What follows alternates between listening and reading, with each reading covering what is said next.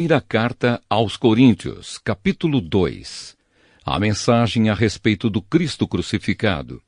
Meus irmãos, quando fui anunciar a vocês a verdade secreta de Deus, não usei muitas palavras nem grande sabedoria, porque quando estive com vocês, resolvi esquecer tudo, a não ser Jesus Cristo e principalmente a sua morte na cruz. Quando visitei vocês, eu estava fraco e tremia de medo. O meu ensinamento e a minha mensagem não foram dados com a linguagem da sabedoria humana, mas com provas firmes do poder do Espírito de Deus. Portanto, a fé que vocês têm não se baseia na sabedoria humana, mas no poder de Deus. A sabedoria de Deus. Porém, para os que são espiritualmente maduros, anunciamos uma mensagem de sabedoria, mas não é de uma sabedoria deste mundo, nem a dos poderes que o governam e que estão perdendo o seu poder. A sabedoria que anunciamos é a sabedoria secreta de Deus, escondida dos seres humanos. A sabedoria que o próprio Deus, antes mesmo da criação do mundo, já havia escolhido para a nossa glória. Nenhum dos poderes que agora governam o mundo conheceu essa sabedoria, pois se a tivessem conhecido, não teriam crucificado o glorioso Senhor. Porém, como dizem as Escrituras Sagradas, o que ninguém nunca viu nem ouviu, e o que jamais alguém pensou que podia acontecer, foi isso que Deus preparou para aqueles que o amam. Mas foi a nós que Deus, por meio do Espírito, revelou o seu segredo. O Espírito Santo examina tudo, até mesmo os planos mais profundos e escondidos de Deus. Quanto ao ser humano, somente o Espírito que está nele é que conhece tudo a respeito dele.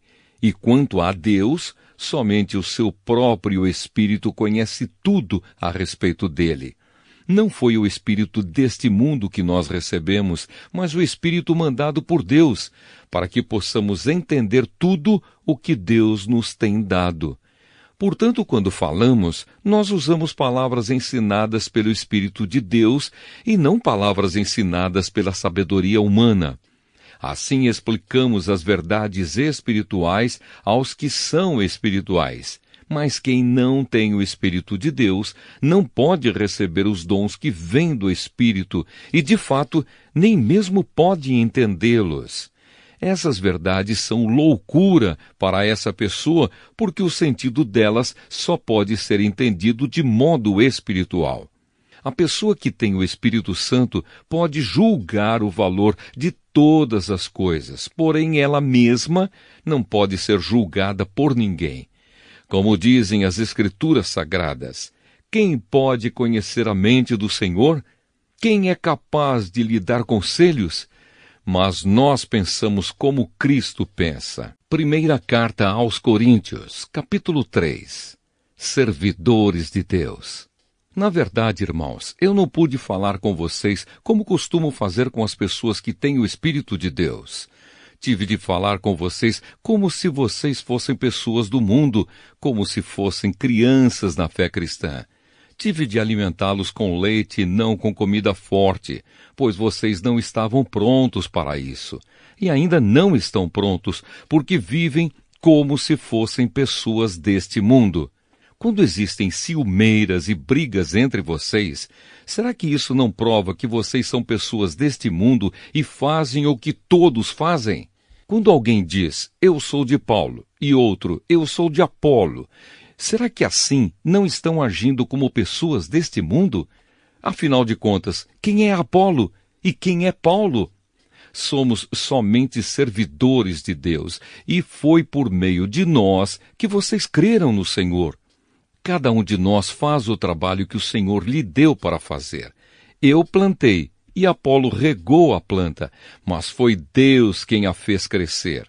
De modo que não importa nem o que planta, nem o que rega, mas sim Deus que dá o crescimento, pois não existe diferença entre a pessoa que planta e a pessoa que rega.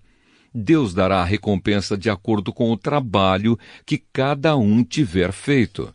Porque nós somos companheiros de trabalho no serviço de Deus, e vocês são o terreno no qual Deus faz o seu trabalho. Vocês são também o edifício de Deus. Usando o dom que Deus me deu, eu faço o trabalho de um construtor competente. Põe o alicerce e outro constrói em cima dele. Porém, cada um deve construir com cuidado, porque Deus já pôs Jesus Cristo como o único alicerce, e nenhum outro alicerce pode ser colocado. Alguns usam ouro, ou prata, ou pedras preciosas para construírem em cima do alicerce, e ainda outros usam madeira, ou capim, ou palha. O dia de Cristo vai mostrar claramente a qualidade do trabalho de cada um, pois o fogo daquele dia mostrará o trabalho de cada pessoa. O fogo vai mostrar e provar a verdadeira qualidade do trabalho. Se aquilo que alguém construir em cima do alicerce resistir ao fogo, então o construtor receberá a recompensa. Mas se o trabalho de alguém for destruído pelo fogo, então esse construtor perderá a recompensa. Porém, ele mesmo será salvo, como se tivesse passado pelo fogo para se salvar. Certamente vocês sabem que são o templo de Deus e que o Espírito de Deus vive em vocês. Assim, se alguém destruir o templo de Deus, Deus destruirá essa pessoa, pois o templo de Deus é santo e vocês são o seu templo. Que ninguém engane a si mesmo. Se algum de vocês pensa que é sábio conforme a sabedoria humana, então precisa se tornar louco para ser de fato sábio. Pois aquilo que este mundo acha que é sabedoria, Deus acha que é loucura. Como dizem as Escrituras Sagradas, Deus pega os sábios nas suas espertezas. E também, o Senhor sabe que os pensamentos dos sábios não valem nada.